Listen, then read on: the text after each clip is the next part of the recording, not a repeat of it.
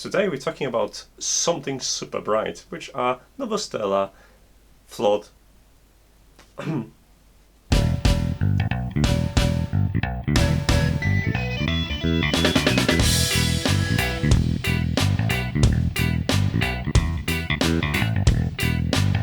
Hi, I'm Matt and this is NotEnoughTECH, and I'm here to talk about something super bright, which are Novostella Flood panels.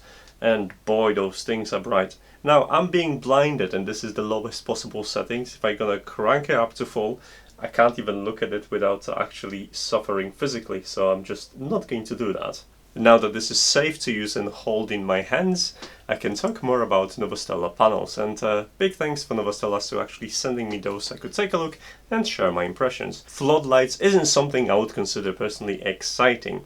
However, I have to admit, they are kind of cool if you set them right, and ability to control not only when the light turns on, but the colors as well, and being able to link it to a different triggering methods kind of sounds like a cool idea, especially in a festive period or for Halloween. Now it's July, so there is no holidays inside, and I had to wait till like midnight to capture some night footage, which was tiresome, but I'm here to show you what these small lights are capable of. And basically they are much smaller than the regular floodlights due to the use LED lights instead of halogen lights, and they're smart, which means they connect to your usual smart app and smart speakers like Google Home or Amazon Echo.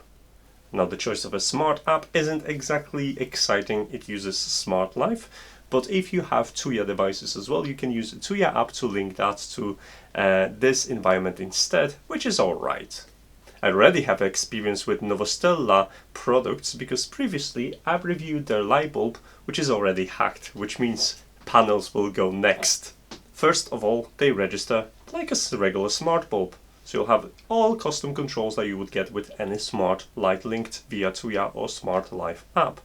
That includes the white control, including the temperature, which is really cool, the brightness control, and these panels are quite bright. Those are 20-watt panels, and it shows you cannot look at it directly because your eyes gonna start hurting. Now there are RGB controls as well, which means you can set any color you want, and the floodlight has the ability to fill in a room with a color on a bright day. Another thing, you can use scenes as well. I'm not so bothered about scenes because they're gonna be floodlights. I know previously when reviewing a Novostella light bulb I was complaining about the lack of sunrise and sunset profiles. However, that's not going to be the case for floodlights. I don't think I would ever use it. These floodlights meant to be used outside, which means they have IP66 rating, so you can splash them without causing them any harm. Now they're well sealed, so you can't really poke the inside, but that's a good thing because I've dropped the panels a couple of times because the cable is slightly too short to be reviewing it indoors. I tripped over a couple of extension cords multiple times, causing the panels to drop on the floor. Not a scratch on them because they all enclosed in a metal body that also acts as a heatsink.